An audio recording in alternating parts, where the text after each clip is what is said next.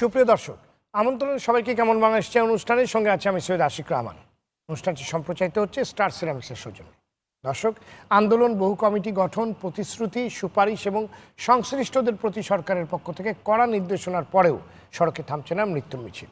বছরের এমন কোনো দিন নেই যেদিন সড়ক দুর্ঘটনায় কারো মৃত্যু ঘটছে না।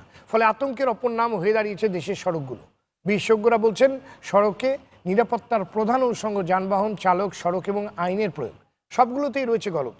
বাংলাদেশ সড়ক পরিবহন কর্তৃপক্ষের তথ্য বিশ্লেষণে দেখা যাচ্ছে, দেশে নিবন্ধিত যানবাহন রয়েছে 38,85,422টি, কিন্তু চালক রয়েছে মাত্র 20 লাখের মতো। অর্থাৎ 47% বেশি গাড়ি চালাচ্ছে ভুয়া চালক। যেসব গাড়ি সড়কে চলছে তার মধ্যে প্রায় 5 লাখের নেই ফিটনেস, আর 62% জাতীয় আঞ্চলিক মহাসড়কে নেই যথাযথ রোড সাইন। সড়কে নির্মাণে অধিকাংশ ক্ষেত্রেই মানা হয় নাই বিজ্ঞান। গত বছরের 29 জুলাই 2 বাসের রেষারেষিতে গাড়ির চাকায় পিষ্ট হয়ে রাজধানীতে 2 শিক্ষার্থীর মৃত্যুর পর দেশজুড়ে নিরাপদ সড়কের দাবিতে আন্দোলন শুরু হলে দ্রুত পাস হয় বহুদিন আটকে থাকা সড়ক পরিবহন আইন। কিন্তু বাস্তবায়নের নজির নেই সড়কে। ফলে আরও বেশি বেপরোয়া হয়ে উঠেছে পরিবহনের চালক, সহযোগী এবং মালিক।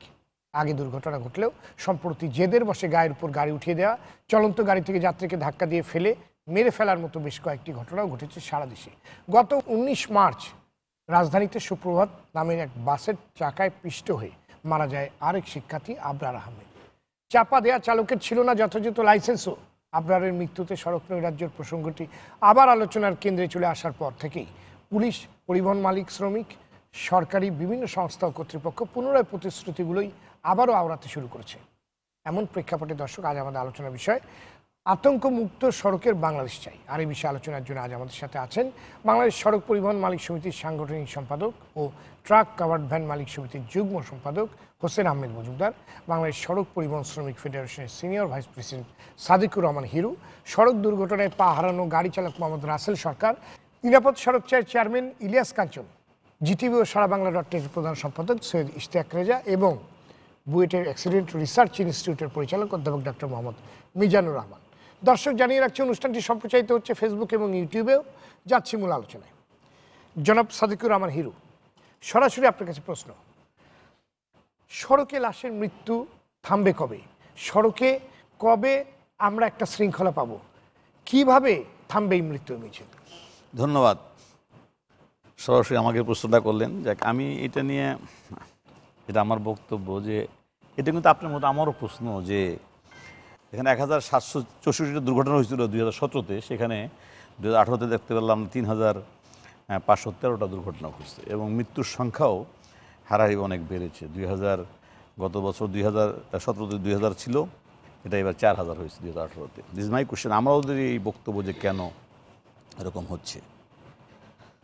আমি যেটা মনে করি যে প্রথমত কথা হলো যে যেখানে আপনারা বলতেছেন এবং যেখানে নাকি বিআরটির হিসেবে দেখা যাচ্ছে যে 38 লক্ষ নিবন্ধনের মধ্যে 22 লক্ষ ড্রাইভার, তো বাকি গাড়িগুলো তো বাকি চালকরা তো অবৈধ চালাচ্ছে, তো সেটা তো অবশ্যই একটা অ্যাক্সিডেন্টের কারণ।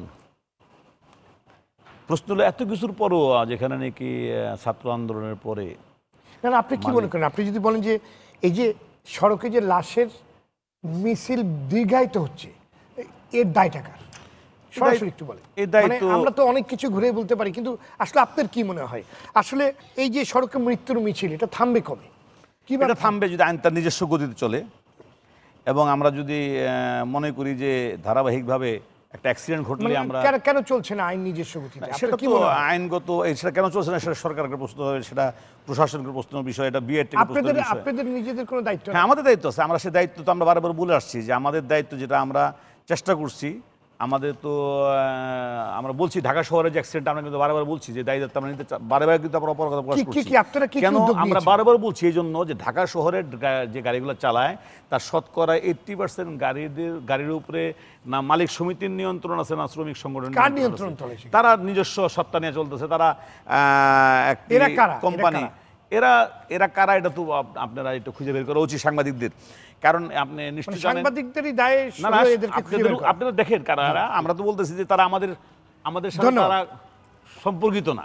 জি, জনাব ইলিয়াস কাঞ্চন, গত বছর নিরাপদ সড়কের দাবিতে যখন শিক্ষার্থীরা আন্দোলন করছিল, তখন প্রায় সব কর্তৃপক্ষকে দেখলাম খুব নড়েচড়ে বসলো এবং সবাই খুব অ্যাক্টিভ হয়ে গেল, আর সবাই বলল চোখ খুলে গেছে। কিন্তু লাভ কি হলো? লাভ তো আসলেই লাভের জন্যই তো আমাদের এরপর লাভ কিন্তু হচ্ছে। মৃত্যুর মিছিল বেড়েছে। হ্যাঁ, আমরা যে ওই- উনি যে পরিসংখ্যানটা দিলেন সেটা কিন্তু একেবারে ডাবলের চেয়ে বেশি। হ্যাঁ, মানে লাভের বিষয়টাই হলো গিয়ে জড়িত। যাদের লাভ করার দরকার তাদের লাভের জন্যই কিন্তু আমরা সড়কে আমাদের ক্ষতি হচ্ছে কিন্তু। কারণ হলো গিয়ে যে সড়কের যারা মনে করেন যে লাইসেন্স, ফিটনেস, তারপরে আপনার রোড পারমিট, এই সমস্ত জিনিসগুলো যারা দিচ্ছে, তারা যে দায়িত্ব নিয়ে দেওয়া উচিত ছিল সেই দায়িত্ব মানে সঠিকভাবে পালন হচ্ছে না কিন্তু। এবং গতকালকেও আমি কিছু কমপ্লেন যেটা শুনেছি আর কি, যে এরা যেখানে যানজট নিরসনের জন্য পরিকল্পনা হচ্ছে, আমাদের মেয়র আনিস সাহেবের ফ্র্যাঞ্চাইজ চালু করার জন্য চেষ্টা হচ্ছে, সেই জায়গার মধ্যে থেকেও কিন্তু দু একটা বাস কোম্পানি কিন্তু ভালো কাজ করার পরও কিন্তু এখন তারা করতে পারছে না কিন্তু।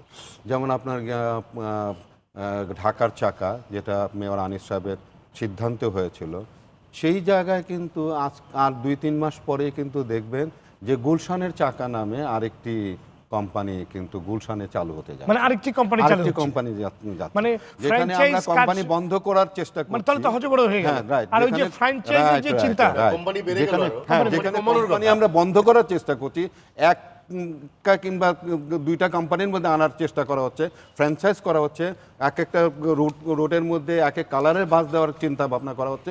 সেইখানে বলা হচ্ছে যে একচেটিয়া ব্যবসা করছে, মনোপলি ব্যবসা করছে, সেখানে গুলশান চাকা নামে আর একটা তাহলে কোম্পানি এটার দেওয়া অনুমোদন হবে। দিচ্ছে কি? এই যে- সরকারের তো নতুন আমি তো সেটাই সরকারের বললাম, সিদ্ধান্ত আমি কিন্তু- ছিল যে আর আমি কোনো কিন্তু অনুমোদন দেওয়া হবে না। শুরুটাই করেছি কিন্তু এটা, যে লাভ, আপনি যে লাভের কথা বলছেন, সেই লাভের জায়গা যারা আছেন তাদের লাভগুলো কিন্তু তারা কিন্তু দেখছেন কিন্তু, এবং দেখছেন বলেই কিন্তু সড়কের মধ্যে কিন্তু শৃঙ্খলা কিন্তু আসছে না কিন্তু।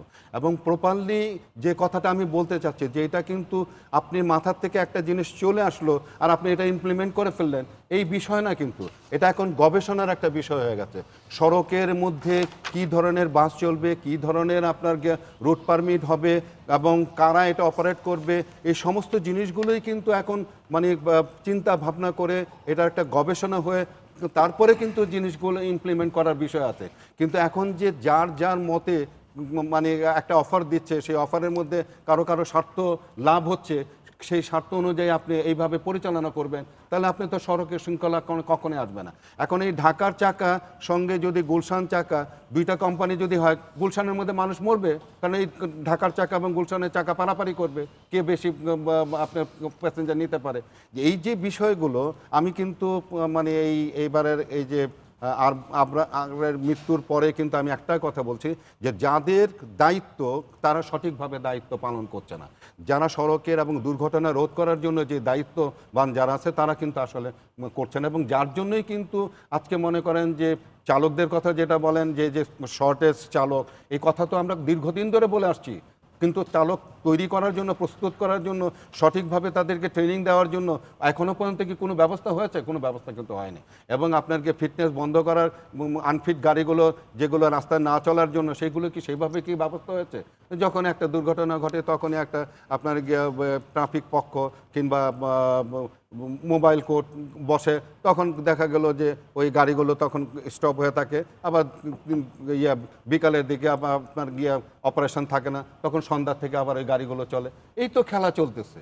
খেলা বন্ধ করার জন্য যদি ইচ্ছা যদি থাকে, সত্যিকার যদি যারা এই দায়িত্বের মধ্যে আছেন তারা যদি সত্যিকার অর্থে, এবং আমি মনে করি যে এখন কিন্তু এই ছেলে খেলার বিষয় না, এখন যে সংখ্যার গাড়ি, যে সংখ্যার মানুষ, যে সংখ্যার আমাদের সড়ক, সেই জায়গায় মানুষের মৃত্যু ঠেকাতে গেলে এটা একটা পরিকল্পনা অবশ্যই দরকার, এবং এই পরিকল্পনার মধ্যে যারা থাকবেন, অত্যন্ত দায়িত্ববান যারা হবেন, তাদেরকে এখানে স্বার্থের ওই যে লাভের কথা, এই লাভ নিয়ে যারা চিন্তা করবে তাদেরকে এখানে রাখলে পরে এই কাজ হবে না। জি, ধন্যবাদ জনাব হোসেন আহমেদ মজুমদার।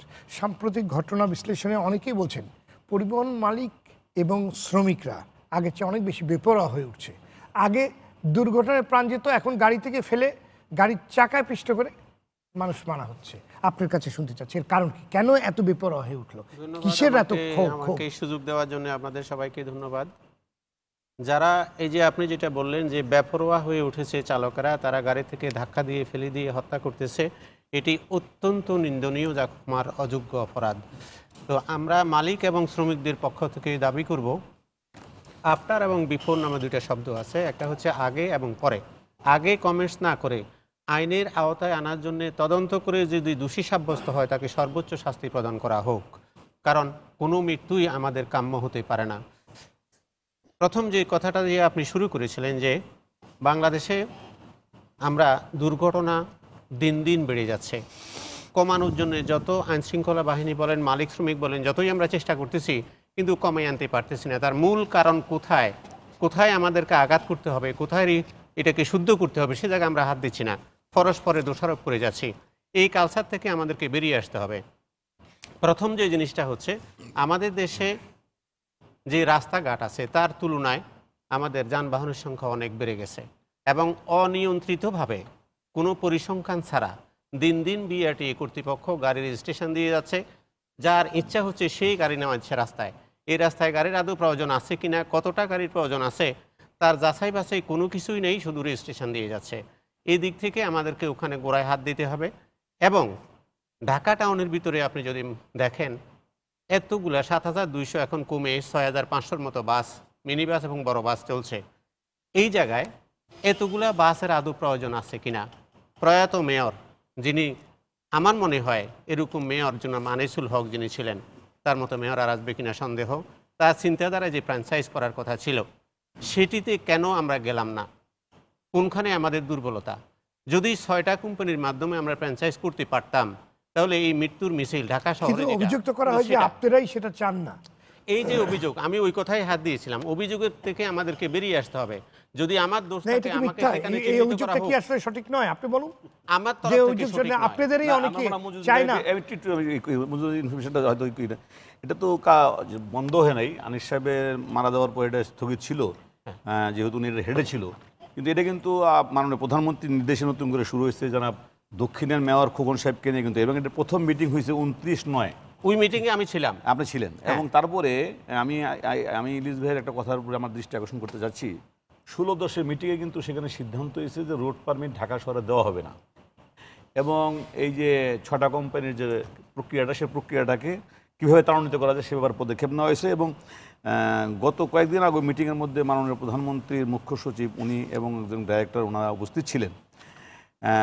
তো সেখানে তো এই সার্ভিস নতুন করে দেওয়ার কথা না। জি, এখন কিভাবে সেটা আসছে? আমি কিছুক্ষণ আগে যেটা বললাম, এই যে কিভাবে এই ক্ষমতাটাকে একটা মিটিং এর সিদ্ধান্তকে যেখানে ভায়োলেট করে কম আবার নতুন করে দিচ্ছে, দিস ইজ মাই কোশ্চেন। জি, ধন্যবাদ। আমি একটা জিনিস শুধু যোগ করবো, যেখানে আমাদের ঢাকা শহরের ভিতরে কোন রাস্তায় কোন গাড়ি চলবো তার দেওয়ার একমাত্র ক্ষমতা হচ্ছে আরটিসি। যে আরটিসি নির্ধারণ করে দেয় কোন জায়গায় কোন গাড়ি চলবে, কিন্তু নতুন গাড়ি কিভাবে আরটিসি অনুমোদন দেয় যদি আমার সরকার প্রধান থেকে নির্দেশনা থাকে যে এখানে। জি, সেই প্রশ্নের উত্তর খুঁজবো আমরা। জনাব ইশতিয়াক রেজা, যে প্রশ্নটি মাত্র হোসেন আহমেদ মজুমদার করলেন, যে যেখানে সরকার প্রধান নির্দেশ দিয়েছেন আর কোনো রোড পারমিট দেওয়া হবে না, কিংবা উপর থেকে সর্বোচ্চ জায়গা থেকে নির্দেশ থাকে, তারপরেও এই সিদ্ধান্তের পরেও কিভাবে আসে, এবং 18 লাখ অবৈধ চালক রাস্তায় রেখে সড়ককে কিভাবে আমরা আতঙ্কমুক্ত করতে পারি? ধন্যবাদ। দেখেন, এই আরটিভিকে ধন্যবাদ জানাই এবং আপনাকে ব্যক্তিগতভাবে ধন্যবাদ জানাই যে আপনি দীর্ঘদিন এই বিষয়টাকে বারবার সামনে আনার চেষ্টা করছেন, এবং আমরাও, ইলিয়াস ভাই আছেন এখানে, আমরা একাধিকবার এই বিষয়গুলো নিয়ে আলোচনা করেছি, হিরো ভাই আছেন। এখন আমাদেরকে একটু সমাধানের দিকে চিন্তা করছি।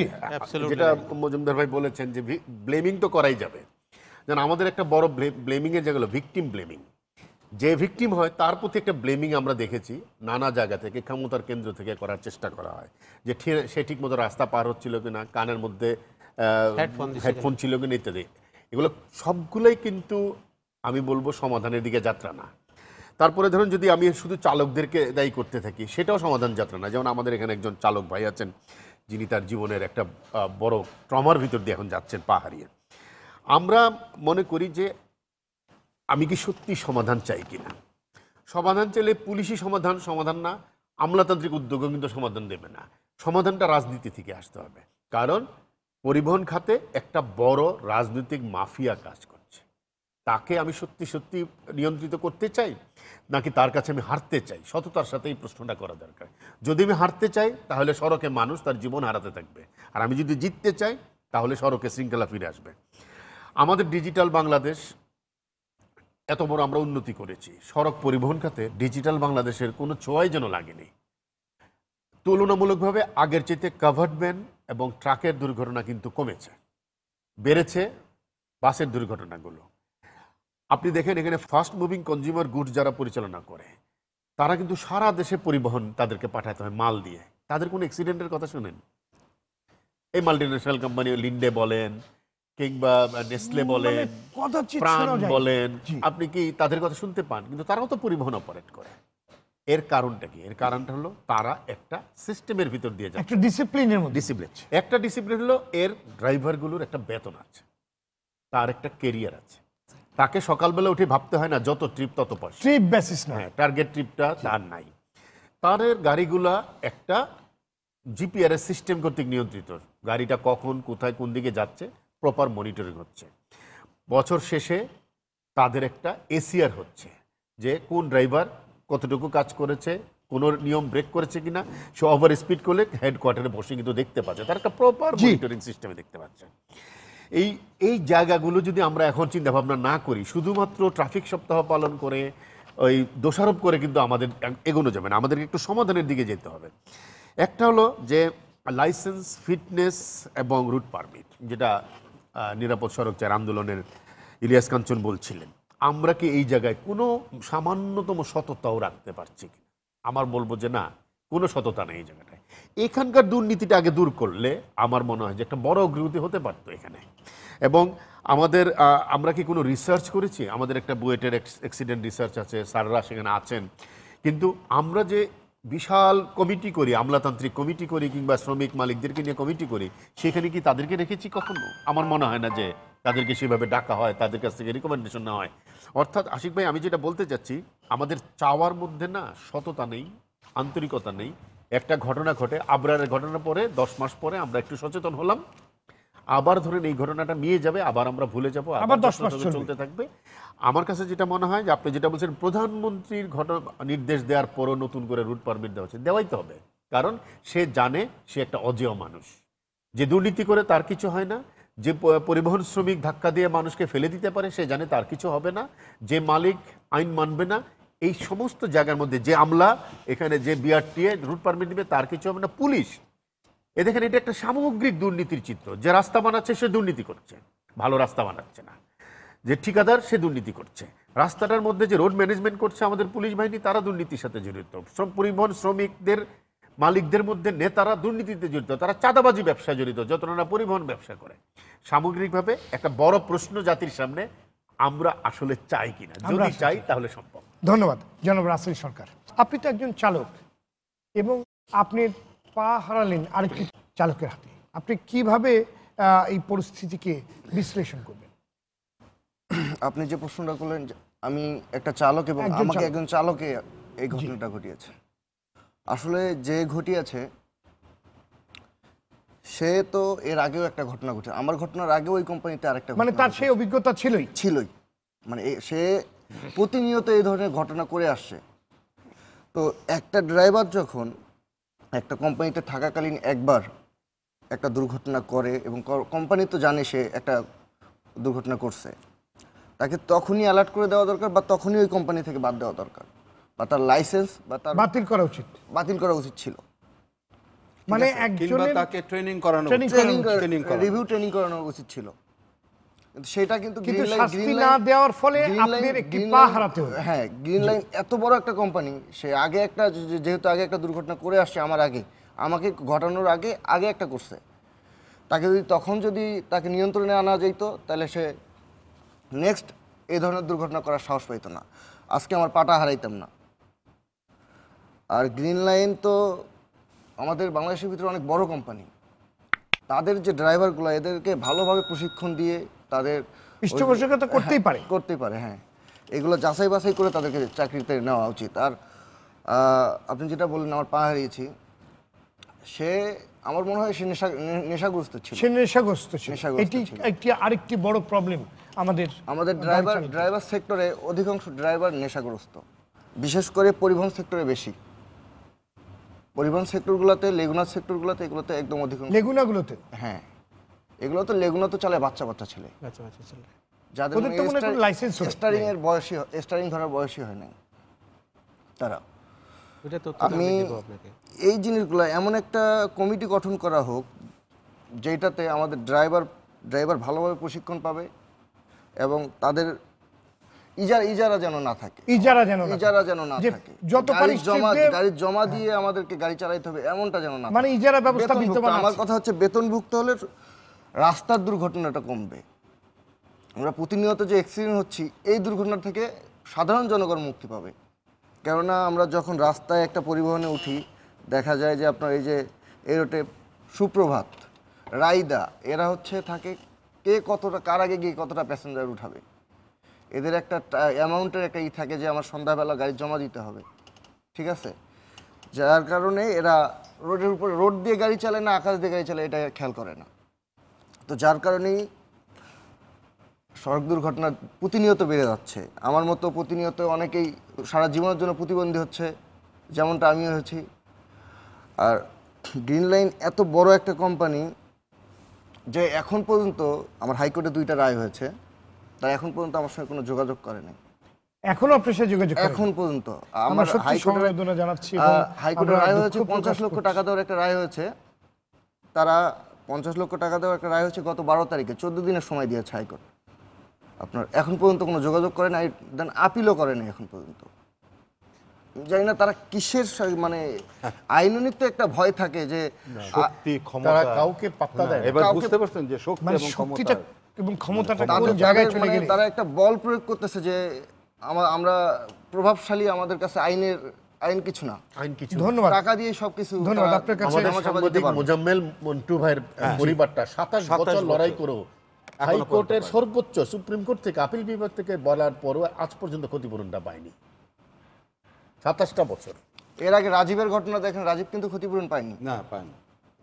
রোজিনা পায়নি। রোজিনা তো আমার তাহলে বাসায় সুদেশ চাকরি যে এই যে আদালত থেকে যে নির্দেশগুলো দিচ্ছে, এটা যে মানা হচ্ছে না, আমি একটা কথা বলেছি, তাহলে তো আদালত অবমাননার ইয়েতে পড়ে রাজনৈতিক যাওয়ার কথা। মাফিয়া এরা। এই আমি পরিবহন মালিক শ্রমিক ইন জেনারেল করে ফেলতে পারবো, কিন্তু এরা হলো আসল এই মাফিয়া চক্রটা, যারাই আবার কমিটির প্রধান হয়ে বসছে। ধন্যবাদ। আপনার কাছে আমি আবার আসবো। অধ্যাপক ডক্টর মিজানুর রহমান, সড়ক ঠিক নেই, চালক ঠিক নেই, আইন মানা হচ্ছে না, যানবাহন ঠিক নেই, রোড সাইন নেই, এত নেই, এর মধ্যে আসলে সড়কের এই যে নৈরাজ্য কিংবা আপনার সড়কের যে আতঙ্ক, সেগুলো কি দূর করা সম্ভব? এক কথায় যদি উত্তর দেই, সম্ভব না। আপনার আজকের অনুষ্ঠানের আপনার যেই শিরোনাম যে আতঙ্কমুক্ত সড়কের বাংলাদেশ চাই, কিন্তু আমরা তো আসলে আতঙ্কমুক্ত হতে পারছি না। শুধুমাত্র যদি সড়ক দুর্ঘটনার কথা বলেন, সেই জন্য আমি এত আতঙ্কিত নই, কারণ সড়ক দুর্ঘটনা যেই সব কারণে ঘটে, যদি আমরা সেখানে অ্যাড্রেস করি, এই দুর্ঘটনা কিন্তু আমরা কমিয়ে আনতে পারি। কিন্তু আমি যেটা আতঙ্কিত, যে অন্য যে ঘটনাগুলো আপনার ঘটছে, যেমন 2018 সালে আপনার নর্থ সাউথ ইউনিভার্সিটির যে ছাত্র পায়েল, তাকে আপনার বাসে ওঠার সময় সে আহত হলো, তাকে আপনার হসপিটালে না নিয়ে উল্টা তার আপনার ইট দিয়ে মুখ থেতলে তাকে পানিতে ফেলে হত্যা করা হলো। তারপরে আপনার গত 23 তারিখে সিলেট কৃষি বিশ্ববিদ্যালয়ের একজন ছাত্রকে বাস থেকে ফেলে তাকে হত্যা করা হলো। তারপরে চট্টগ্রামেও আপনার 2018 সালে এরকম একটি ঘটনা ঘটেছিল, যে একজন ছাত্রকে ফেলে দিয়ে হত্যা করা হয়েছিল। শুধু আমি ছাত্রর কথা এই জন্য বলছি যে যেহেতু ছাত্ররা প্রতিবাদী, এবং যখন কোনো ছাত্র এই ধরনের কোনো ঘটনায় মারা যায়, তখন প্রতিবাদ হয় এবং আমরা আসলে তখন জানতে পারি। কিন্তু এর বাইরে কিন্তু হয়তো প্রতিদিনই আপনার অনেক ঘটনা ঘটছে যেগুলো আমরা হয়তো জানতে পারছি না।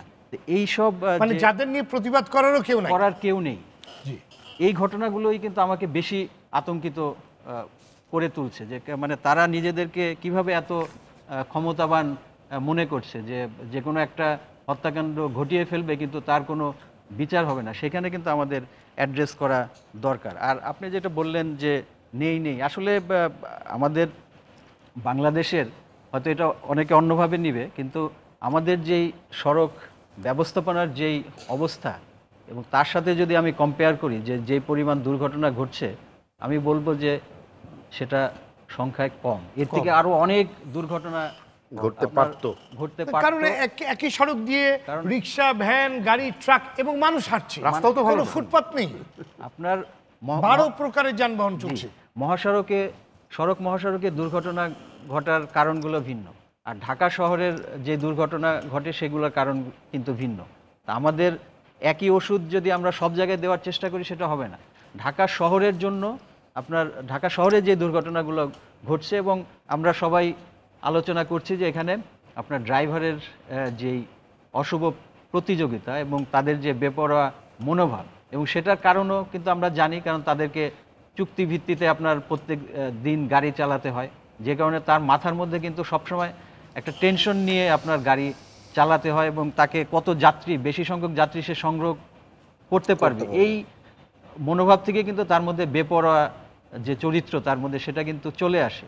এবং এটার দায়িত্ব কিন্তু আবার যারা ওই বাসের মালিক তারা কিন্তু এড়াতে পারেন না, কারণ এমনিতেই কিন্তু আপনার বাস মানে চালক যারা, তাদের পেশাটা কিন্তু আপনার ঝুঁকিপূর্ণ, তার সাথে আপনি তার উপরে আরও ঝুঁকি যোগ করে দিচ্ছেন, যে তার মাথায় মধ্যে সবসময় থাকছে যে তাকে একটা নির্দিষ্ট পরিমাণ টাকা আয় করতে হবে, এবং এর বাইরেও আপনার সড়কের অন্যান্য কিছু খরচ আছে, সেগুলোও কিন্তু তার উপরে বর্তায়। তার মানে সব ঝুঁকি আপনি চালকের উপর দিয়ে দিচ্ছেন, আবার আশা করছেন যে সে আপনার নিরাপদে চালাবে। এই এতখানি আশা কিন্তু তার থেকে করা ঠিক না। ডক্টর মিজানুর রহমান, ট্রাফিক আইন কিংবা ট্রাফিক সিগন্যাল এটা তো একটা বিজ্ঞান। জি। এই বিজ্ঞানকে আসলে আমরা কতটুকু আমলে আনছি এটা জানার চেষ্টা করবো। তার আগে নিচ্ছি ছোট্ট একটি বিরতি। দর্শক, নিচ্ছি ছোট্ট একটি বিরতি, ফিরে আসছে অল্প সময়ের মধ্যেই, আমাদের সাথেই থাকুন।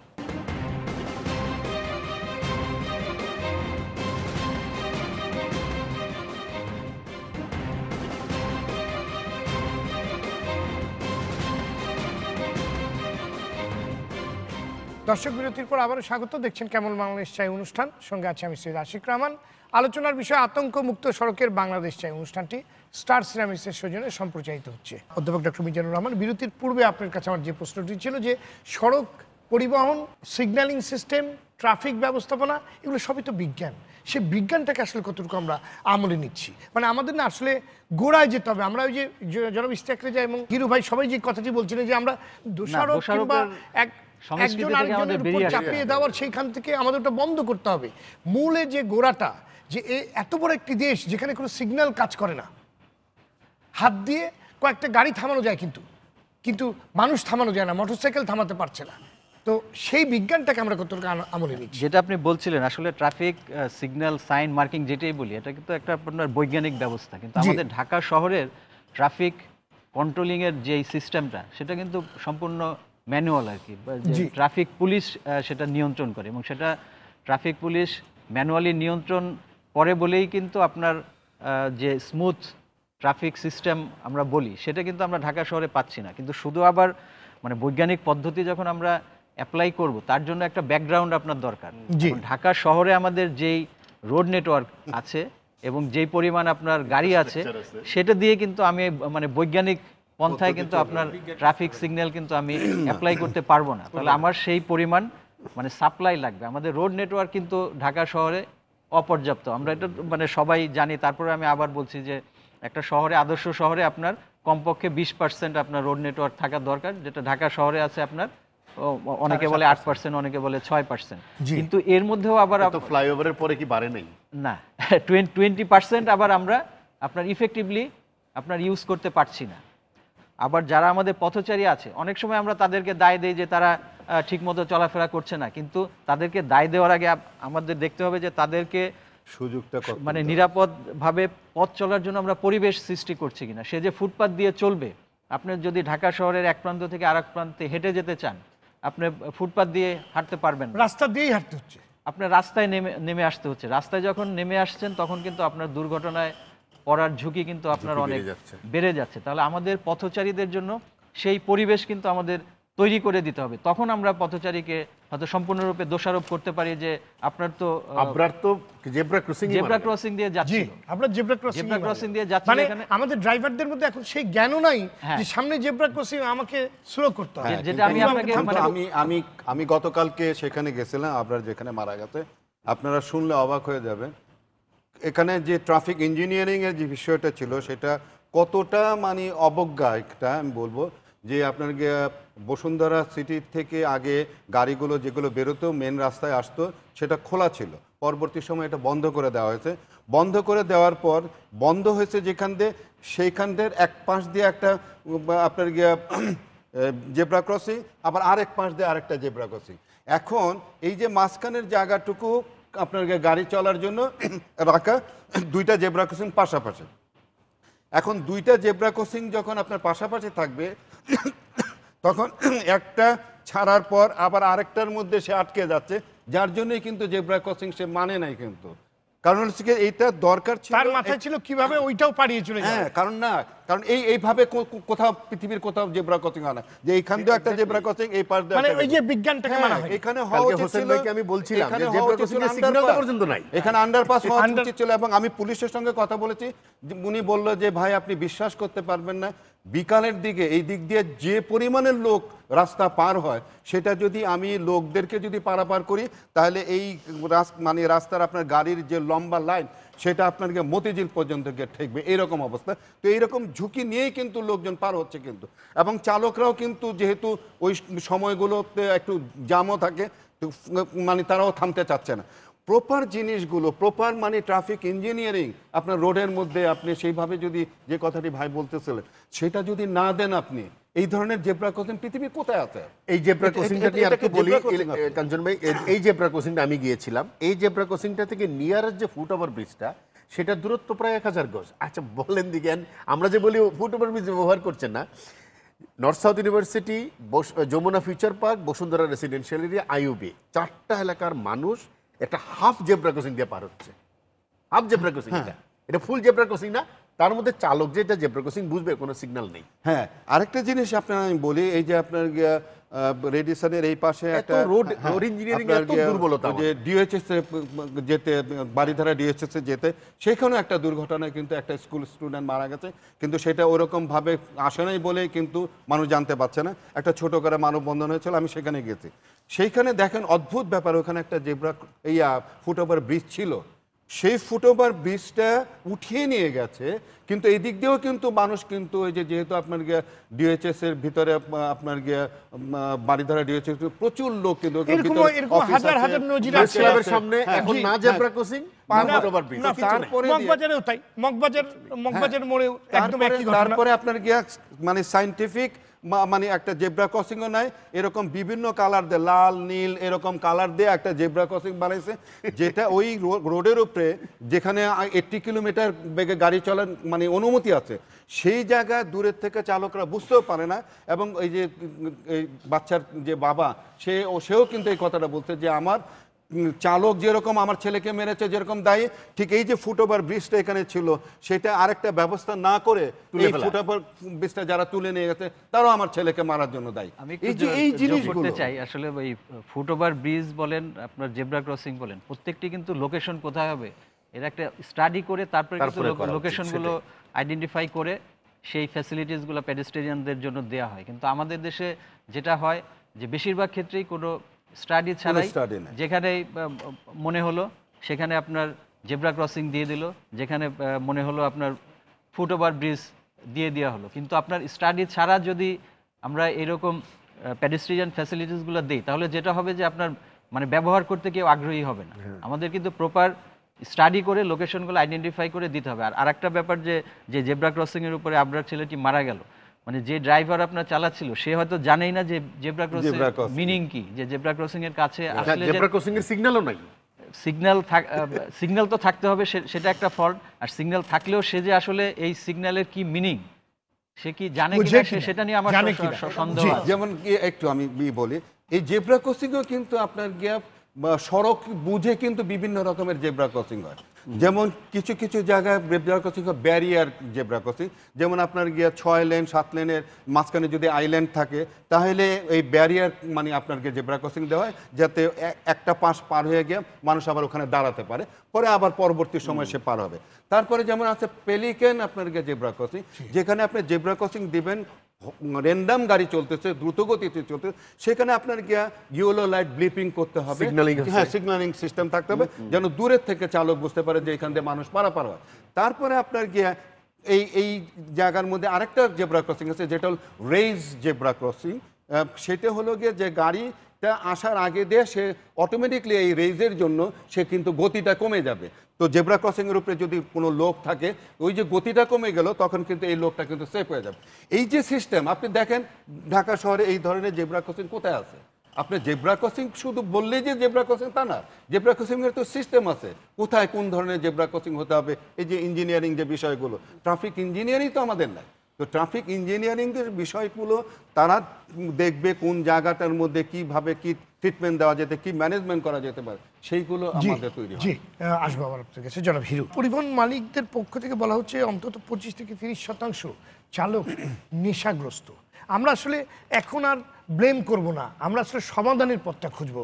এই থেকে বের হওয়া যায় কিভাবে, কি করা উচিত, কি করতে হবে, এবং যেটা আমরা বলবো সেটা মিন করবো, সেটা করব, এরকম কি কাজ করতে হবে বলুন। আমি আপনি যে সাদিকুর কথা রহমান। বাস্তব, আমি ধন্যবাদ জানি রিয়াজুলকে এবং আশিক ভাই, সবাই বাস্তবতা, এখন কেউ তো অভিযোগ আনতেছে না কীভাবে সমাধান করা যায়। আমি প্র্যাকটিক্যাল কিছু কথা বলি। আমি যেহেতু মহাখালী শ্রমিক ইউনিয়নের সভাপতি, শ্রমিকের সাথে আমার অনেকগুলো জিনিসগুলো আমি সরাসরি সেগুলো নজরদারির মধ্যে রাখি।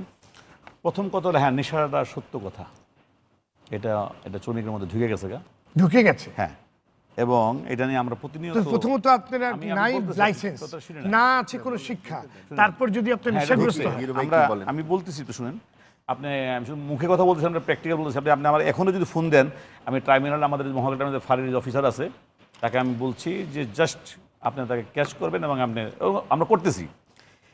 আচ্ছা, এখন আসেন, আমি যে সমস্যাগুলো দীর্ঘদিন আমি স্টাডি করে যেটা দেখছি, সেটা হলো, প্রথম কথাটা হলো যে আপনি সবাই বলতেছি যে গাড়ি 38 লক্ষ, শ্রমিক 22 লক্ষ, জি 20 লক্ষ। 20 লক্ষ। তাহলে প্রশ্নটা হলো, আপনার জিনিসটা আইনটা হলো যে গাড়ির ড্রাইভারের জেনুইন লাইসেন্স থাকলে তখন মালিক রোড পারমিট পাবে।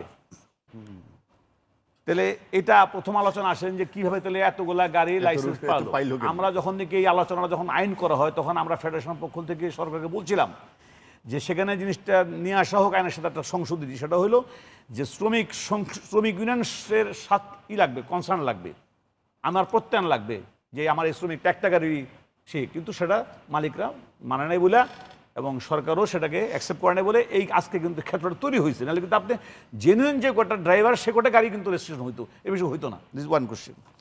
তাহলে আপনি অবৈধ, তাহলে এই যে আপনি যদি এই লোকগুলা গাড়ি চালায়, তা আপনি কখনো অ্যাক্সিডেন্ট ঠেকাতে পারবেন না। এখন আপনি প্রশ্ন করবেন যে তাহলে এগুলো কী করা যায়। তাহলে এখন আপনি যদি আবার এটা বন্ধ করতে দেন, আবার তখন আসবে যে মানুষ প্যাসেঞ্জার। ভাই, তো প্যাসেঞ্জারের জন্য তো আপনি আপনার ল চেঞ্জ করতে পারবেন না, পৃথিবীর কোথাও কিন্তু এটা নাই। আইন যেটা করে সেটাই কিন্তু তারা বহাল রাখে, কে মূল্য কে বাসুল দেখার ব্যাপার না। 2 নম্বর হলো যে চুক্তিভিত্তিক ড্রাইভারদেরকে আমরা, আপনি বিশ্বাস করেন, আমরা ড্রাইভারদেরকে কোনোভাবে শাস্তি দিয়ে থেকে ধরে রাখতে পারতেছি না। কেন পারতেছি না? পারতেছি না, ড্রাইভার শর্ট, মালিক অভিযোগ নিয়ে আসতেছে যে আপনার ড্রাইভারই অপরাধ করছে, ওকে আপনার, কারণ তার জন্য আন্দোলন করা, তার সাথে বার্গেনিং করা রাইট আমার, ঠিক আছে রাখেন, আটকে রাখেন, তাকে চাকরি দিয়েন না, সে কেন অপরাধ করছে। দেখা গেলো 2 দিন পরে সে মালিকই বলতেছে যে না, পরবর্তী তদন্ত করতে গেলে তার অপরাধটা এরকম মেজর না। কেন সে কথা বলতেছে? এই জন্য বলছে ড্রাইভার শর্টেজ, গাড়ি বসে আছে। হ্যাঁ, গাড়ি শর্টেজ। এই যে গাড়ি শর্টেজ, মানে ড্রাইভার শর্টেজ, এটা ড্রাইভাররা বুঝতে পারে, তারা এখন মনে করে যে আমরা তো এখন ভিভিআইপি, অর্থাৎ আমাদেরকে দিতেই হবে। এখন আমরা তাদেরকে এই জায়গার মধ্যে আছে, এক টার্মিনালে মনে করেন মহাখালী টার্মিনালে একটা শ্রমিকের বিরুদ্ধে মালিক অভিযোগ আনলো, সে এ অপরাধের সাথে সংশ্লিষ্ট, তাকে সেখানে সাসপেন্ড করা হলো, সে চলে গেলো আরেক ডিস্ট্রিক্ট। গাড়ি তো সারা বাংলাদেশের ড্রাইভার সব। এই একটা প্রবলেমে আমরা পড়ছি, যার জন্য আমরা তাদেরকে শাস্তি দিয়া আমরা পারতেছি না সুরাহা করার জন্য, তারা পরিবর্তনও আসতেছে না। আমি সবার কথা বলছি, মুষ্টমে কিছু আছে যারা নাকি এগুলো করে বেড়াইতেছে। আপনি আসেন আইন, এটা আমি আর একটা জিনিস আপনাদেরকে বলি। আমি যেহেতু বললাম যে আমি প্র্যাকটিক্যালি ব্যাপারে, আমি দেখছি যখন ট্রাফিক সজাগ হয়, যখন তারা সিরিয়াস হয়ে যায় এবং তারা যখন নাকি পদক্ষেপ নেয় জেব্রা ক্রসিং ক্রস করা যাবে না অমুক তোমাকে, তখন দেখা যায় আমি দেখি ড্রাইভাররা জেব্রা ক্রসিংয়ের থেকে 2 হাত দূরে থাকে। যখনই ট্রাফিক ব্যবস্থাটা তারা যখন একটু শীতল হয় তখনই ড্রাইভাররা তাদের মানতেছে না এবং তখন সার্জেন্টরা দেখেও কিছু বলতেছে না। এই যে সমস্যাটা, এটাকে এনেই হাও আইন যেটা আপনি করবেন, আপনি জেব্রা ক্রসিং উঠতে পারবেন না, এটা বহাল থাকতে হবে এবং এটার জন্য শ্রমিকের যে শাস্তি নির্ধারণ করা আছে সেটা দিতে হবে। গাড়ি যদি অপরাধী গাড়ি আটকে রাখতে হবে। এখানে কোনো কনসিডার করলে কিন্তু কখনো সমস্যাটা সমাধান হবে না। আমি আরেকটু কথা বলতে চাই, সর্বশেষ যে কথাটা বলতে চাই সেটা হইল যে মেন্টাল প্রেশার। ধরেন ঢাকা শহরে যারা গাড়ি চালায় তাদের চুক্তিভিত্তিক আছে, থেমে গেছিল, এখন চুক্তি, তারা তো চুক্তির কারণে তারা মেন্টাল প্রেশার আছে। আর ইন্টার ডিস্ট্রিক্টে যারা চালাইতেছে আজ পর্যন্ত কিন্তু বন্ধ হলো না নসিবন করিবন। আপনি যে আজকে থেকে 2 দিন আগে যে একটা গাড়ি অ্যাক্সিডেন্ট হয়েছে 3 হুইলার, সেই 3 হুইলার কিন্তু হাইওয়েতে থাকার কথা ছিল না। তাই আপনি যেটা আইন করছেন, হ্যাঁ আইন করছেন, সেই আইন মানা হইতেছে না, 3 হুইলার উঠতেছে, অ্যাক্সিডেন্ট হইতেছে। তো এটা তো ওনারাই বলতেছে, যারা নাকি এক্সপার্ট তারাই বলতেছে 3 হুইলারের সাথে আপনার দ্রুতগামী যাত্রী মানে বাসের সাথে অ্যাক্সিডেন্টটা হবে স্বাভাবিক, একটা অল্প গতি চলে, একটা বেশি গতি চলে। এই সমস্যাগুলো কখনো নিরসন হবে না, বাংলাদেশে হইতেছে না। আমি মনে করি অ্যাক্সিডেন্টও কখনো কমবে না। নিরসন করার জন্য যারা যার যেটা দায়িত্ব সেটা 100% পালন করতে হবে। সাদিকুর রহমান হিরু, টার্গেট ট্রিপ বন্ধ করার কথা আপনারা প্রতিজ্ঞা করেছিলেন, আপনারা বলেছিলেন যে আমরা টার্গেট ট্রিপ বন্ধ করব, আপনারা সেটা করেছেন কিনা? কেন বন্ধ করে? ইন্টার ডিস্ট্রিক্টে নাই, ঢাকা মহানগরীতে বন্ধ হয়ে গেছিল, আবার হয়েছে। আমি আপনাকে ইনফরমেশন দিতে চাই যে মালিক সমিতি ঢাকা শহরে যে কোম্পানিগুলা, তারা তো নিবন্ধনই ছিল না অনেক মালিক সমিতিতে। কিছুদিন আগে আমাদেরকে একটা মালিক সমিতি ঐক্য পরিষদ, সেটা তো আপনারা কথা দিয়েছিলেন, আপনারা বলেছিলেন টার্গেট ট্রিপ থাকবে না, আপনারা মালিক সমিতি চালান, আপনারা আপনাদেরই পরিবহন ব্যবস্থা, আপনারাই সবকিছু করছেন, কেন আপনারা টার্গেট ট্রিপ বন্ধ করার কথা বলে আপনারা বন্ধ করলেন? ঢাকা সড়ক পরিবহন সমিতির দায়িত্ব এটা মালিকদেরকে এই ব্যাপারে নিষেধ করা, এবং তারা নিষেধ করছিল, মালিকরা শুনছিল, কিন্তু মালিকরা কথা রাখে নাই। এটা কিছুদিন ধরা পড়ার পরে খন্দকার এনএস সাহেব ঢাকা সড়ক পরিবহন সমিতি, সেদিন সে, আপনি নিশ্চয়ই দেখছেন যে টিভিতেও আপনি শুনছেন যে সে বলছে যে আমরা এখন থেকে সিদ্ধান্ত নিব এই ধরনের গাড়িকে রোড পার বাতিল করার জন্য আমরা সরকারের কাছে লিখব। উনি নিজে সেটা সেদিন সিদ্ধান্ত নিয়েছে। অতএব এইভাবে চলছে বাংলাদেশ। এখন আমার কথা হলো যে আমি একটা জিনিস বুঝি, শ্রমিকদের অনেক থাকতে পারে, কিন্তু শ্রমিকদের আপনার অনেকগুলো সমস্যা, ভালো শ্রমিক কিন্তু অনেক আছে। জি, যেমন আপনারা বলেছিলেন পরিবহন শ্রমিকদের জন্য 5 ঘন্টা পর পর বিশ্রাম দিতে হবে, 8 ঘন্টার বেশি দূরত্বের জন্য বিকল্প চালক রাখতে হবে, কোনো কিছুই হয়নি। শ্রমিক তো নাই, শ্রমিক নাই। না, ওই যে বললো না যে আপনার গিয়ে শ্রমিক ডিফল্ট করতেছে, মালিক বলতেছে যে এর শাস্তি দেন, পরে আবার বলতেছে না আমার গাড়ি তো বসে থাকবে, আবার যাকে শাস্তি দিতেছি স্বর্ণ ডিস্ট্রিক্ট চলে যাচ্ছে, মানুষ বলছে যে বেকার সমস্যা ভুগছে, হ্যাঁ মানুষ কাজ পাচ্ছে না। এখানে আমি যদি একটু শেয়ার করি, সেটা হচ্ছে ড্রাইভারের যে শর্টেজ আছে এটি একেবারে পুরাপুরি না।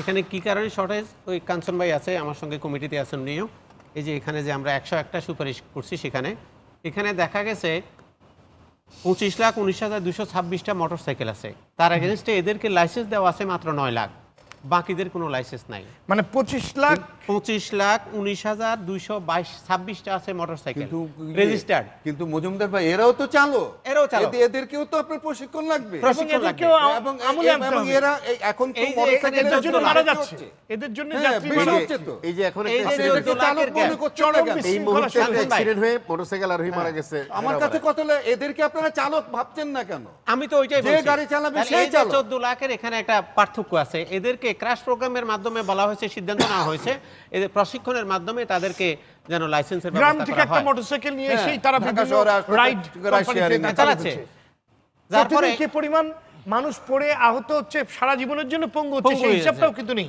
কথা নেই। আমি মিজান সাহেবের কথা থেকে শুধু প্রশিক্ষণ না, প্রতি জেলায় জেলায়, ঢাকা থেকে শুরু করে প্রতিটা জেলায় জেলায় একটা এমন একটা কেন্দ্র করা হোক যে এখান থেকে সব ড্রাইভার, যত ড্রাইভার আছে বাংলাদেশের প্রতিটা জেলায় তাদের নিজের জেলায় জেলায় প্রশিক্ষণ নিবে, এবং ওখান থেকে যাদের ড্রাইভারের প্রয়োজন তারা ওখান থেকে তাদের বেতন ভাতা সবকিছু কন্ট্রাক্ট করে ওখান থেকে তারা ড্রাইভার নিবে প্রশিক্ষণের সহিতে, মানে তাদেরকে প্রশিক্ষণ প্রাপ্ত অবস্থায় ওখান থেকে তারা ডকুমেন্টস দিয়ে, এবং এটা সরকারি একটা সংস্থান হওয়া দরকার, যাতে প্রাইভেটলি কেউ একটা আনারি ড্রাইভার 2 দিন হয় লাইসেন্স পাইছে, সে রোডের সম্পর্কে কোনো ধারণা নেই, কোথায় কি আছে, কোন সিগন্যাল, কোন চিহ্নের মানে কি সেটা জানে না, ড্রাইভার নিয়ে নিছে, শুধু গাড়ি চালাইতে পারলেই হইলো। এই জন্য প্রতিটা জেলায় যে আমি পর্যায়ক্রমে সবার কাছে আসবো।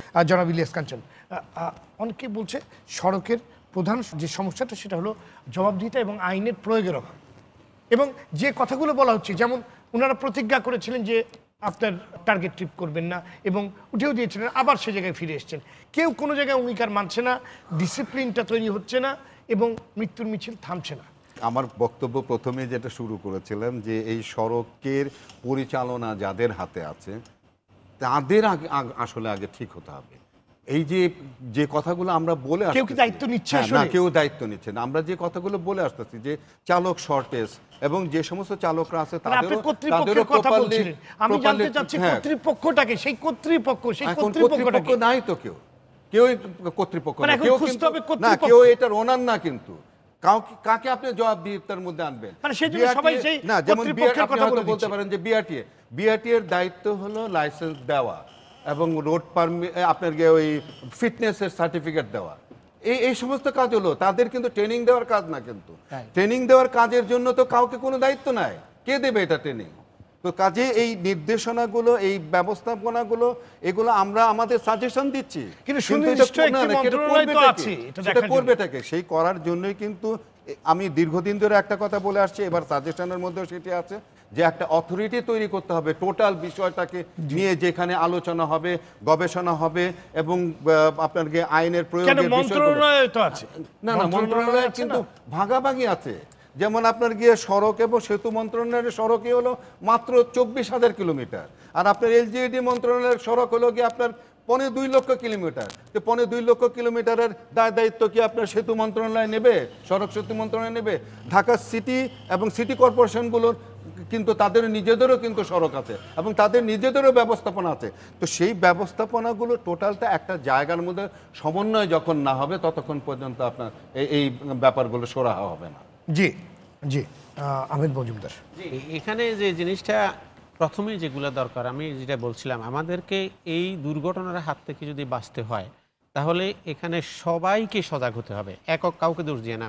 আমি মিজান সাহেবের কথার একটু টানবো। তিনি বলছেন যে যখন ফুটওভার ব্রিজ বা আমাদের জেব্রা ক্রসিংগুলো দেওয়া হয় সেখানে ইঞ্জিনিয়ারিং সব কিছু পরীক্ষা নিরীক্ষার পর সেখানে দেওয়া হয়, কিন্তু দেখা যাচ্ছে দুর্ঘটনা ঘটার পরে আমরা সেখানে ঝাঁপিয়ে পড়তেছি, তার আগে সেটা মনিটরিং করা হচ্ছে না কেন? যেমন একটা জেব্রা ক্রসিং দিয়ে রাখলো, একটার পাশে আরেকটা দিয়ে রাখলো, কোনো সিগন্যালের ব্যবস্থা নাই, জেব্রা ক্রসিং আছে কিনা ড্রাইভার দূরের থেকে সেটা বুঝতেছে না, বা সেখানে রং যতটুকু লাগানোর কথা সেটাও নয়, রং উঠে গেছে, ওটা তত্ত্বাবধান করার কোনো কেউ নাই। তাহলে দুর্ঘটনা ঘটার পরেই কিন্তু আমরা সবাই ওখানে যাচ্ছি, এটা এই করছি, এটা এইভাবে হয় না, ইঞ্জিনিয়ারিং ত্রুটি ছিল। আমার মনে হয় এগুলো যদি আমরা আগের থেকেই সজাগ হতে পারি তাহলে এই মহা বিপর্যয় থেকে আমরা মনে হয় বেরিয়ে আসতে পারি।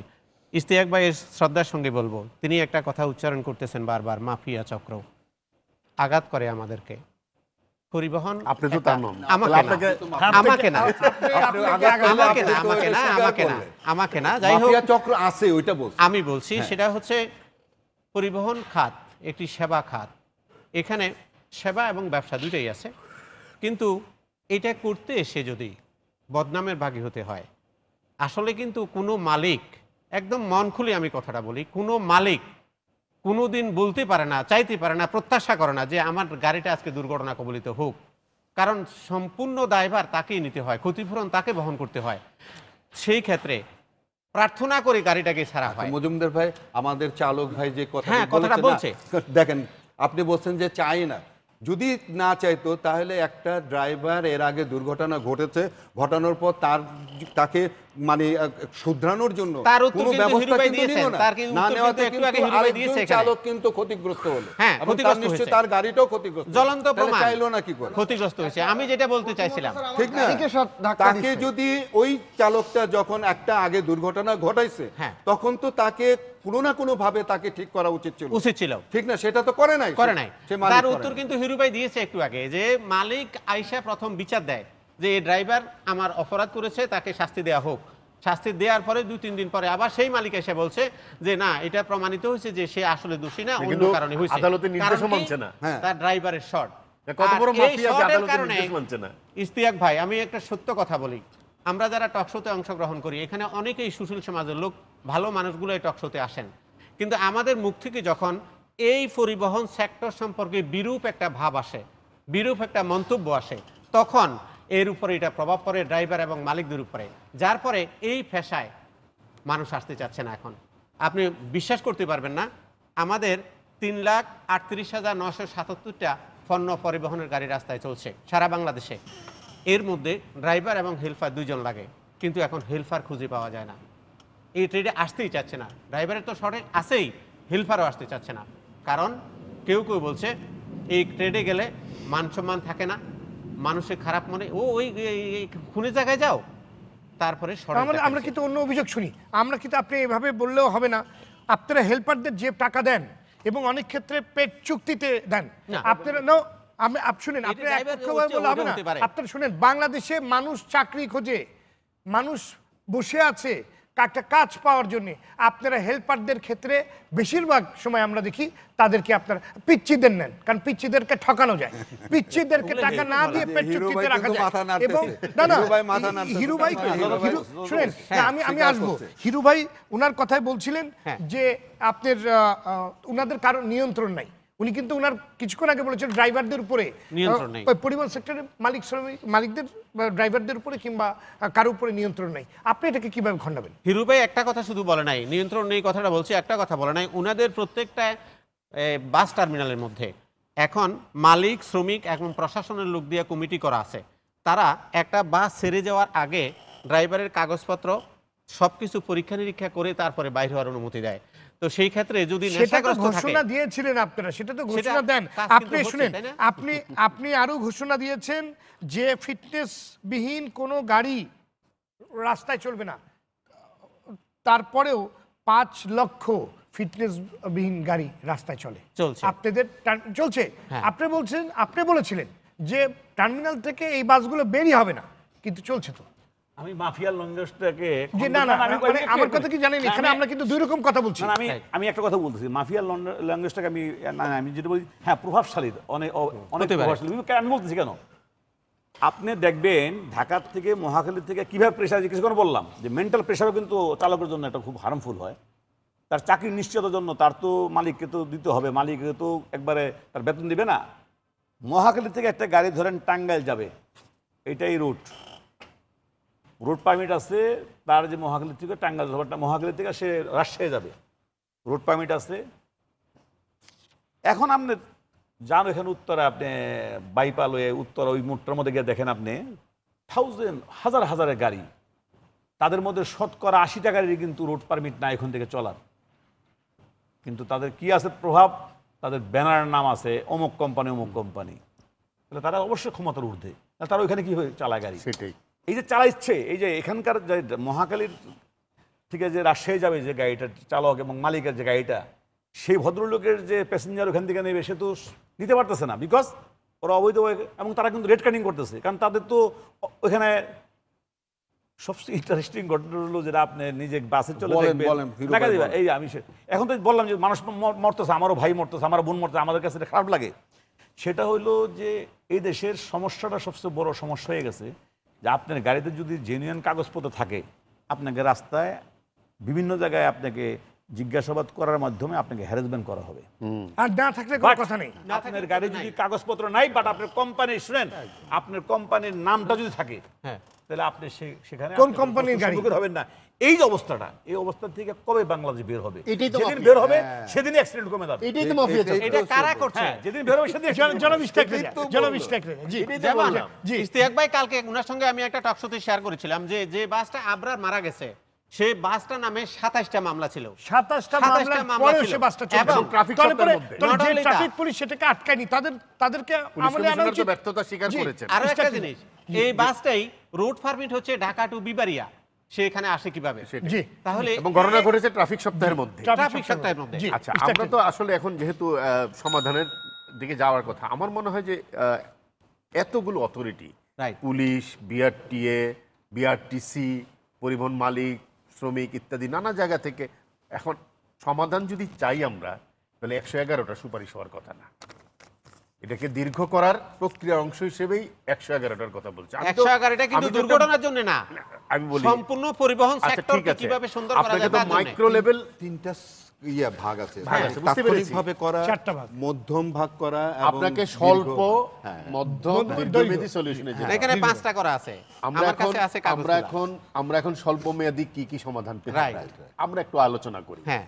যেমন আমাদের ঢাকা শহরের শৃঙ্খলাটা যদি আমরা চাই তাহলে কোন জায়গাগুলোতে যেতে পারি আঘাত করতে এবং হবে। একটা কথা আপনি খুব রাইটলি বলেছেন ইলিয়াস কাঞ্চন ভাই, যে আমি কার কাছে যাব, অথরিটিটা একটা। কে? So I one stop solution চাই একটা জায়গায়, যেখান থেকে আমার সমাধানটা আসবে। আরেকটা হলো আমরা বেসিক্যালি খুব রিয়েক্টিভ, প্রতিক্রিয়া দেখাই, প্রোয়েক্টিভ না। ঘটনা ঘটার পরে আমাদের খুব তোড়জোড় শুরু হয়, তার আগে আমরা চিন্তা ভাবনা করি না। একটু সেই জায়গাগুলোতে আসা উচিত। আর পরিবহন খাতের একটা বড় সমস্যা হলো শ্রমিক নেতাদের একটা বড় অংশ বেসিক্যালি মালিক, তাদের নিজেদেরও বাস আছে, ট্রাক আছে, কাভার্ড ভ্যান আছে, আবার তারা শ্রমিক ইউনিয়নের নেতৃত্ব দিচ্ছে। ফলে তাদের প্রভাবটা দুই জায়গায়। তারা শ্রমিক নেতা, কিন্তু তারা কিন্তু মালিক সমিতিকে প্রভাবিত করছে, রাজনীতির কারণে তারা সরকারকে প্রভাবিত করছে, সংসদে বসে তারা আইন প্রণয়নের ভূমিকা নিতে পারছে, আবার এদিকে শ্রমিকদেরকে উস্কে দিতে পারছে। এটা আমি মনে করি এইটা হলো এই মুহূর্তে বন্ধ করার। এই শ্রমিক নেতা বাস থাকতে পারবে না, যদি বাস থাকে তাহলে সে শ্রমিক নেতা থাকতে পারবে না, শ্রমিক নেতা হলে সে সংসদ সদস্য হতে পারবে না, সে রাজনীতি করতে পারবে না। এটা আগে করা হোক। জি, ধন্যবাদ ধন্যবাদ। রাসেল সরকার, আপনার কি মনে হয় আমরা সমাধানের পথ খুঁজবো? এই যে অপরাধটা আপনার সাথে ঘটে গেছে, আপনি যেটার ভিকটিম হয়েছেন, আমরা আসলে আপনার সাথে সমবেদনা আমরা জানাই, আমরা অত্যন্ত কষ্ট পাই যে একটি তরুণ, আপনার মতো একটি তরুণ আপনার জীবনের অনেকখানি সময় পড়ে রয়েছে, আপনি আপনার পাটা হারিয়েছেন। আপনার কাছে কি মনে হয় যে কি জরুরি ভিত্তিতে কি করা উচিত, অন্তত আপনার মতো যেন আরও আমাদের ভাইরা তারা যেন পঙ্গু না হয়? আপনি যেটা বললেন আপনাকে ধন্যবাদ। এটা সমাধান তো আমরা বলে দিতে পারবো না, এটা হচ্ছে গভর্নমেন্টকে এটার একটা শক্তপোক্ত ব্যবস্থা নিতে হবে। যেটা দ্রুত করা দরকার, ঢাকা শহরের সিটিং সার্ভিস যে গাড়িগুলো, লোকাল যে সার্ভিসগুলো, এগুলো টোটালি উঠাই দিতে হবে ঢাকা শহরে। এর আগেও মানে আপনি বলতে চাইছেন বড় ফ্র্যাঞ্চাইজিং বড় বড় বাসগুলোকে দিতে হবে, ছোট গাড়িগুলোকে উঠিয়ে দিতে হবে। রাইট। মানে সবচেয়ে বড় বিশৃঙ্খলা আমরা কিন্তু দেখেছি যে বিশেষ করে যে লেগুনা কিংবা হিউম্যান হলার নামের যে ছোট ছোট বিক্ষিপ্তভাবে চলছে, সেগুলোর কোনো আমাদের অনুসন্ধান উঠেছে, সেগুলোর কোনো লাইসেন্স নাই, কেউ জানে না এটা কার, এবং বিভিন্ন কথা আমরা শুনি যে এই ক্ষমতার জায়গাগুলো থেকে এগুলোকে যারা কোনো ট্যাক্স দেয় না, কোনো কিছু দেয় না, উঠে দেওয়া হলো 6 দিন পরে নেমে গেল। এবং এগুলা কোনো সমিতির অন্তর্ভুক্ত না, ইচ্ছায় চলছে। এবং যেসব এগুলো হচ্ছে থানামান্তি। কি এগুলো থানায় মান্তি করা থাকে, থানায় মান্তি করা থাকে। জনাব ইনস্পেক্টর, এই ব্যাপারে কি আপনি ওই তো মাফিয়া চক্র। এখন ওনারা কেউ বলবেন প্রভাবশালী চক্র, আমি বলবো মাফিয়া চক্র। শুনেন, বাংলাদেশের সড়ক পরিবহন মালিকানাটা কাদের আছে জানেন? আমি আপনাকে বলি, যারা ব্যবসা করেন তাদের আছে, রাজনীতিবিদদের আছে, আমলাদের আছে, বুদ্ধিজীবীদের আছে, পুলিশের আছে, সাংবাদিকদেরও আছে। জি, আমি একটা কমিটি দিয়ে গিয়ে সব মালিক পেয়েছি। সাংবাদিক মালিক। তাহলে পরিবহন খাতটা কি এত লোভনীয়? কিছু একটা তো আছে নিশ্চয়ই এখানে। ডেইলি এখান থেকে টাকা আসতেছে, আপনি লোভনীয় নাকি? আপনি তো চাকরি করেন, আপনি মাস শেষে বেতন পাবেন। আর এখানে পরিবহন সেক্টরে আপনি তো অনেক লাভ করেন, ইউনিভার্সিটি শিক্ষক পেয়েছি, এই পরিবহন পাবলিক সবাই যেভাবে ইউনিভার্সিটি বলছে, টিচার, বাসের মালিক। আপনার একটু মানে কার্যকর একটি ব্যবস্থা কেন নেন না? এই যে আপনি বলেছিলেন যে ফিটনেসবিহীন কোনো গাড়ি টার্মিনাল থেকে বেরোবে না, আবার 5 লাখ গাড়ি টার্মিনালের বাইরে চলছে, আপনাদের সামনে দিয়ে বেরোচ্ছে। আমার সাদিকুর রহমান হিরু উনি বলছিলেন, উনি অনেক রকম অঙ্গীকার করে গেছেন, সেগুলো আসলে দুদিন পরেই সব উবে যায়। অনেক জায়গায় প্রতিবাদ, আমাদের ছাত্ররা তো প্রতিবাদ করে বলে সেগুলো আমরা জানি, কিংবা চাপ সৃষ্টি হয়, কিন্তু অন্য কোনো জায়গায় তো অসহায় মানুষ প্রতিদিন চাকার তলে পড়ে মারা যাচ্ছে। মানে ওটাই যেন ভাগ্য, ওটাই যেন নিয়তি।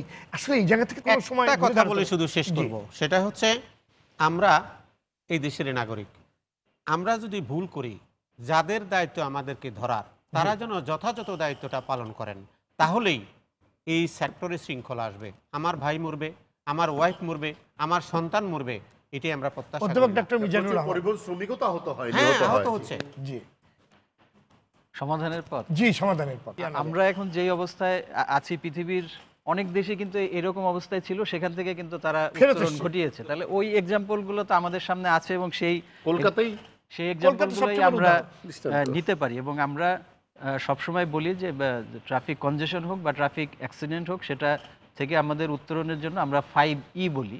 সেই 5Eর মধ্যে আপনার engineering, enforcement, education, encouragement, environment and evaluation, 6E আসলে। ইনফ্যাক্ট এর মধ্যে 3টা ই হলো আপনার বেশি গুরুত্বপূর্ণ, ইঞ্জিনিয়ারিং, এনফোর্সমেন্ট অ্যান্ড এডুকেশন। কিন্তু আমাদের এখানে যেটা হচ্ছে, আমরা কিন্তু এনফোর্সমেন্টটা নিয়ে বেশি আমরা আলোচনা করছি, কিন্তু শুধুমাত্র আপনার এনফোর্সমেন্ট দিয়ে কিন্তু আপনার সমাধানটা হবে সমাধান না। চাচ্ছি। আপনার ইঞ্জিনিয়ারিং সলিউশনটা আপনার আগে দিতে হবে। আগে আপনার সড়কটাকে আপনার নিরাপদ করতে হবে এবং পর্যাপ্ত যে সড়ক দরকার সেটা আপনাকে প্রোভাইড করতে হবে। এর বাইরেও আমরা আরেকটা বলি যে সেফ রোড সিস্টেম অ্যাপ্রোচ, যে আপনার যারা সড়কের কম্পোনেন্ট তাদের সবাইকেই আপনার নিরাপদ রাখতে হবে, তাহলে সম্মিলিতভাবে আপনার সড়কটা নিরাপদ হবে। এর মধ্যে কি হবে, সেফ ভেহিকেল, যে গাড়িটা আপনার রাস্তায় চলবে সেটা সেফ হতে হবে। তার মানে কি, তার প্রপার ফিটনেস থাকতে হবে এবং ফিট গাড়ি হতে হবে। এরপর যে ড্রাইভার গাড়িটা চালাবে সে সেফ হতে হবে। তার মানে কি, তার লিগ্যাল ড্রাইভিং লাইসেন্স থাকতে হবে, সে প্রশিক্ষণ প্রাপ্ত হতে হবে, এবং শুধু সে ফিজিক্যালি আপনার ফিট থাকলে হবে না, তার মেন্টাল ফিটনেসটাও কিন্তু এখানে খুবই গুরুত্বপূর্ণ। আর আরেকটা হলো সেফ স্পিডে আপনার গাড়ি চালাতে হবে। কারণ আমি ভালো রাস্তা পেলেই যে আমি 100-র উপরে গাড়ি চালাবো সেটা না। প্রত্যেকটা রাস্তার জন্য আপনার নির্দিষ্ট গতি, আপনার গতিসীমা নির্ধারণ করা আছে, সেই গতিসীমার মধ্যে আমার গাড়ি চালাতে হবে। কোনো কোনো আপনার রাস্তা আছে যে সেখানে কিন্তু বলাই আছে যে আপনি 100 কিলোমিটারের কমে গাড়ি চালাতে পারবেন না, তাহলে সেখানে কিন্তু আপনাকে 100 কিলোমিটার বা তার বেশি স্পিডেই গাড়ি চালাতে হবে। কিন্তু আমাদের সড়কগুলোর যে অবস্থা, এখানে আপনার দ্রুতগতির গাড়ি এবং আপনার স্লো মুভিং ভেহিকেল একসাথে চলছে, এটা কিন্তু কোনো আপনার মহাসড়কের আপনার ডেফিনেশনের মধ্যে পড়ে না। আর আরেকটা হলো যেটাও ইম্পর্টেন্ট, যে সেফ রোড ইউজার, যারা আমরা পথ ব্যবহার করি, আপনার পথচারী, আমরা যাত্রী, এদেরকেও কিন্তু আপনার সেফ হতে হবে। আমি সব কিছুই নিরাপদ রাখলাম, কিন্তু আপনার যদি আমার রোড ইউজার যদি সেফ না হয়, তারা যদি আপনার সড়কের আইন কানুন এগুলো যদি ভালোভাবে না জানে, সেখান থেকেও কিন্তু আপনার দুর্ঘটনা ঘটতে পারে। তাহলে আমাদের সম্মিলিতভাবেই হোলিস্টিক অ্যাপ্রোচ অ্যাপ্লাই করতে হবে। শুধুমাত্র আমরা যদি বলি যে এনফোর্সমেন্ট করো, পুলিশ দিয়ে সব কিছু ঠিক করো, কঠোর আইন করো, কঠোর আইন করা কিন্তু আপনার জাতি হিসেবে বর্বরতার একটা ইন্ডিকেটর। যে জাতি পৃথিবীতে আপনার যত বেশি বর্বর, তারা কিন্তু তত কঠিন আইন আপনার কিন্তু প্রণয়ন করে। কিন্তু আমরা তো বর্বর জাতিতে পরিণত হতে পারি না। আমাদের সিস্টেমটাই এমন করতে হবে যেন সে সিস্টেমের মধ্যেই আপনার সড়ক দুর্ঘটনা কমে আসে। এর বাইরে যে আমাদের ম্যানেজমেন্ট নিয়েও আমরা আলোচনা করছি, যেহেতু আমাদের মালিক শ্রমিক এরা মানে সংঘবদ্ধ একটা শ্রেণী, এবং এরা অনেক সময় কিন্তু আমাদের কি বলবো যে জিম্মিও করে ফেলে। এখন ওনারা হয়তো সেটা ভালোভাবে নাও নিতে পারে, কিন্তু সেটা অনেক সময় কিন্তু হয়। কিন্তু আমরা যেটা বলতে চাই যে যে যতই শক্তিশালী হোক, রাষ্ট্রের চেয়ে কিন্তু আপনার শক্তিশালী কেউ নয়। এখানে রাষ্ট্রকে তার যে দায়িত্ব, কারণ রাষ্ট্রের দায়িত্ব জনগণের জন্য নিরাপদ সড়ক উপহার দেওয়া।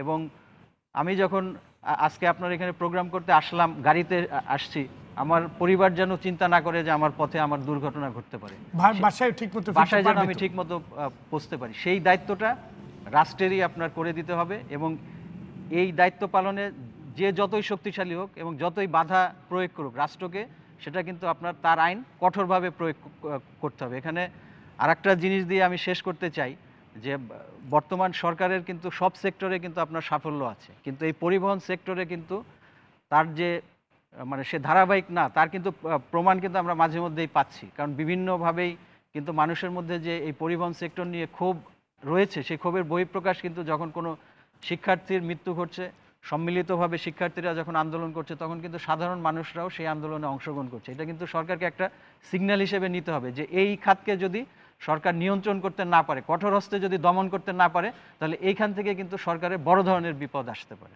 ধন্যবাদ জনাব ইলিয়াস কাঞ্চন, আপনি শেষ বক্তব্য ছোট্ট করে যদি বলেন, সড়ককে আতঙ্ক মুক্ত কিভাবে করা? 5টা ইয়ের মধ্যে যেটি বললো যে এনভায়রনমেন্টের একটা ব্যাপার, এনভায়রনমেন্টটা আসলে অনেকগুলো জিনিস মিলিয়ে কিন্তু এনভায়রনমেন্টের মধ্যে আপনার দুর্নীতি যদি করেন তাহলে এনভায়রনমেন্ট কিন্তু ঠিক থাকবে না। তো এনভায়রনমেন্টের এই এবং আপনি আমাদের মানুষ বলেন, চালক বলেন, মালিক বলেন, প্রত্যেকেরই সদিচ্ছা না হলে পরে এনভায়রনমেন্ট কিন্তু ঠিক হবে না।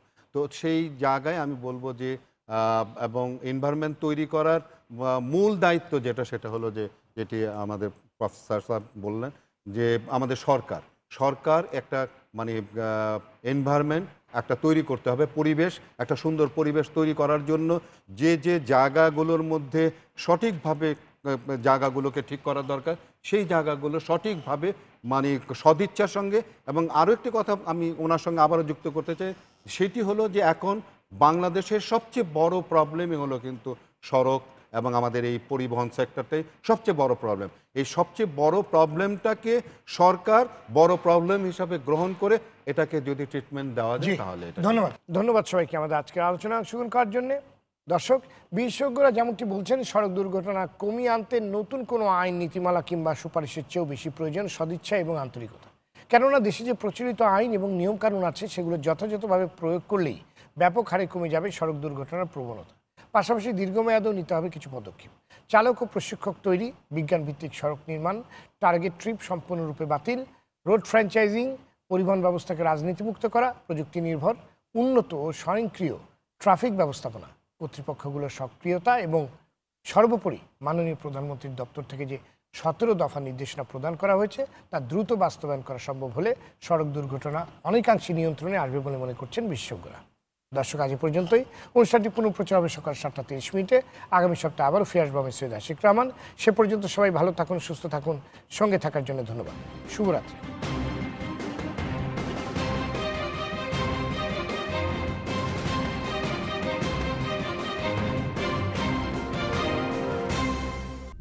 তোমাকে